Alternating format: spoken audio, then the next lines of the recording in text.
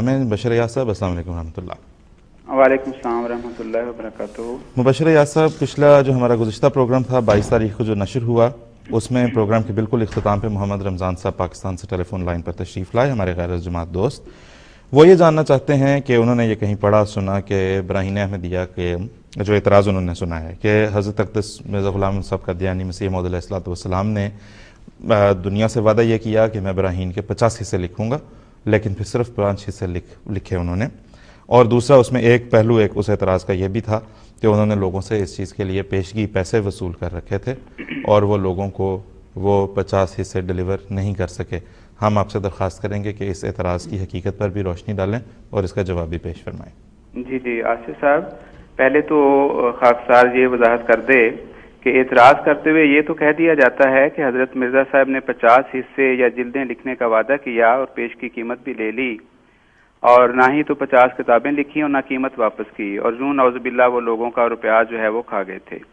तो सबसे पहले तो ये वाज़ेह हो जाना चाहिए कि हुजूर ने जब ब्राहीन अहमदिया को लिखना शुरू किया या इसके बारे में ऐलान किया तो कहीं भी आपने ये नहीं फरमाया था कि मैं 50 हिस्से लिखूंगा।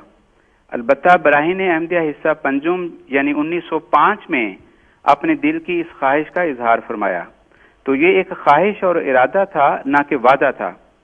अलबत्ता ये बात जरूर थी कि आपने जब ब्राहीन अहमदिया लिखनी शुरू की तो आपने फरमाया कि इसमें 300 दलाइल इस्लाम की सदाकत के बयान होंगे, और यही इस किताब का मकसद था।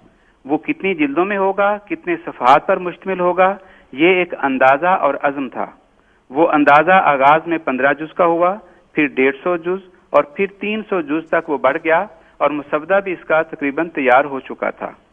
इस वजाहत के बाद हम इसको इस तरह देख सकते हैं कि 50 हिस्से लिखने का जो आपने इजहार फरमाया था, ब्राहीन अहमदिया के पहले 4 हिस्से 592 सफ़हात पर मुश्तमिल थे, और यूं औसतन 150 सफ़हात फी हिस्सा तकरीबन बनते हैं। और इसके बराबर अगर हम 50 हिस्से तसव्वुर भी करें तो 7500 सफ़हात बनने चाहिए। 5वां हिस्सा 428 सफ़हात का शाया हुआ, और कुल 1020 सफ़हात ब्राहीन अहमदिया के शाया हो चुके थे। बाकी 6480 सफ़हात अब रह जाते हैं। अब अव्वल तो इसका मुसवदा ही 4800 सफ़हात का तैयार था, लेकिन किसी हिकमत और मसलहत के तहत जब इसकी मजीद तबात रुक गई या मसलहत इलाही से रोक दी गई, तो लेकिन असल मकसद जो इस किताब की तसनीफ से था, यानी सदाकत इस्लाम के दलाइल, तो वो तो बहरहाल किसी न किसी रंग में जारी रहा। आपने तकरीबन 90 के करीब किताबें लिखी। किसी किताब का नाम आईना कमालाते इस्लाम हम देखते हैं, किसी किताब का नाम इस्लामी उसूल की फ़िलासफ़ी के तौर पे हम पढ़ते हैं, कोई नूरुल कुरान है, कोई हकीकतुल वही है, कोई किताब बरकातुद दुआ के नाम से है, कोई तजल्लियात इलाहिया के नाम से है।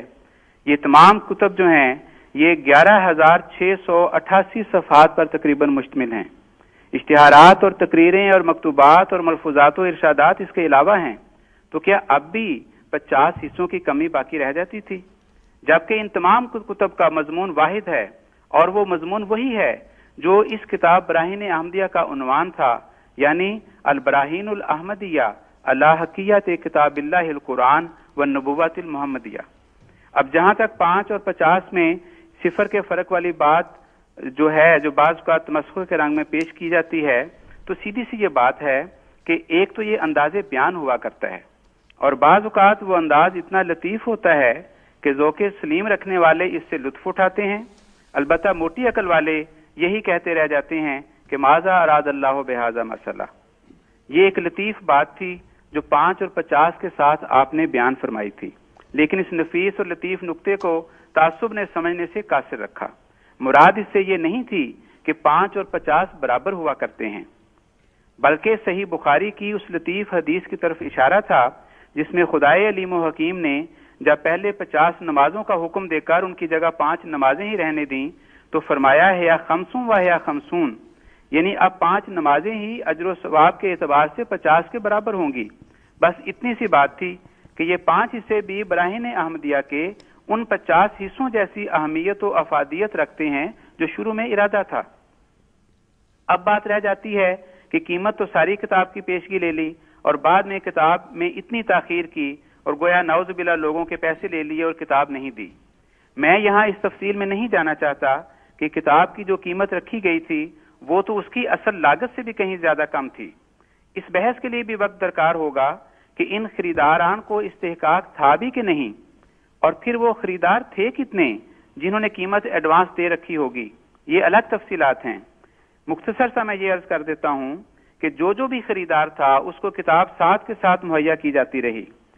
البتہ براہین احمدیہ کا جب تیسرا حصہ شائع ہوا تو اس کتاب پر اٹھنے والے اخراجات بہت زیادہ ہونے اور اس کے بالمقابل اعانت کرنے والوں کی سردمہری کے پیش نظر حضور نے ساری تفصیلات اس کتاب میں بیان کی اور فرمایا کہ 100 روپے کے قریب اب کتاب کی قیمت جو ہے اصل لاگت وہ آ رہی ہے، لیکن حضور اس کتاب کی قیمت 5 روپے سے زیادہ نہیں کرنا چاہتے تھے۔ اب آپ کے پاس ایک ہی راستہ تھا کہ کتاب کی اشاعت کے لیے سرمایہ مہیا ہونے تک اس کتاب کی طباعت جو ہے وہ روک دی جائے، لیکن قیمت بہرحال آپ نے بڑھنے نہیں دی۔ تو براہین احمدیہ روحانی خزائن جلد اول کے صفحہ 134-35 پر آپ نے یہ اعلان شائع کیا کہ خریداروں کو یہ استحقاق نہیں ہوگا کہ جو بطور حق واجب کے اس قدر اجزاء کا مطالبہ کریں، بلکہ جو اجزاء زائد از حق واجب ان کو پہنچیں گی وہ محض للہ فی اللہ ہوں۔ اب حضور نے یہ اعلان شائع فرما دیا جس سے خریداران کا استحقاق حضور نے ختم فرما دیا تھا۔ اسی طرح 1884 میں جب اس کتاب کا چوتھا حصہ شائع ہوا تو براہین احمدیہ کا سب سے آخری صفحہ ہمیں دیکھنا چاہیے جس کا عنوان ہے ہم اور ہماری کتاب۔ اس میں حضور نے یہ فرمایا کہ اب اس کتاب کا متولی اور محتمم ظاہراً و باطناً حضرت رب العالمین ہے، اور کچھ معلوم نہیں کہ کس اندازے اور مقدار تک اس کو پہنچانے کا ارادہ ہے، اور سچ تو یہ ہے کہ جس قدر اس نے جلد 4 تک انوار حقیقت اسلام کے ظاہر کیے ہیں یہ بھی اتمام حجت کے لیے کافی ہیں۔ تو 1884 میں حضور نے اس کتاب کی بارے میں ایک اور واضح اعلان فرما دیا تھا۔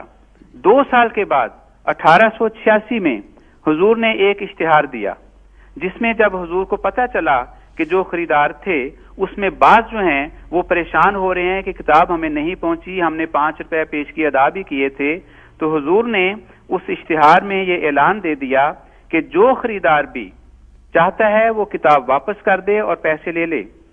اسی طرح حضور نے پھر ایک دفعہ اشتہار نہیں دیا بلکہ بار بار حضور نے اشتہارات دیے اور اعلان کیے کہ اپنی کتاب اپنے پیسے واپس لے لیں اور کتاب مجھے واپس کر دیں۔ یہاں تک بھی آصف صاحب حضور نے پیشکش کی کہ اگر کوئی خریدار اس وقت موجود نہیں ہے، فوت ہو چکا ہے، تو اس کا وارث جو ہے وہ ہمیں کتاب واپس کر دے اور پیسے لے لے۔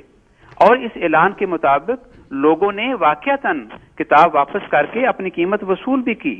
تو حضور کی طرف سے جب واضح اعلانات کے بعد کہ کتاب واپس کر دیں خریدار اور پیسے لے لیں، پھر یہ اعتراض کرنا اور الزام لگانا یہ ایک ظالمانہ اور جھوٹا الزام ہے۔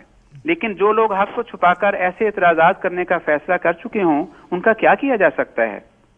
ہاں، یا تو کوئی ایسا وارث ہو جس کے پاس وہ براہین احمدیہ موجود ہو تو وہ کتاب واپس کرے، اس کو قیمت واپس نہ ملے، پھر تو اعتراض کی بات تھی۔ اور جماعت اللہ کے فضل سے اس اعلان پر آج بھی قائم ہے۔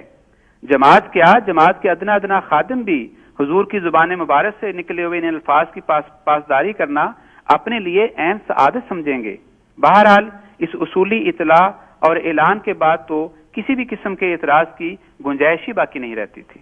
جی، بہت بہت شکریہ۔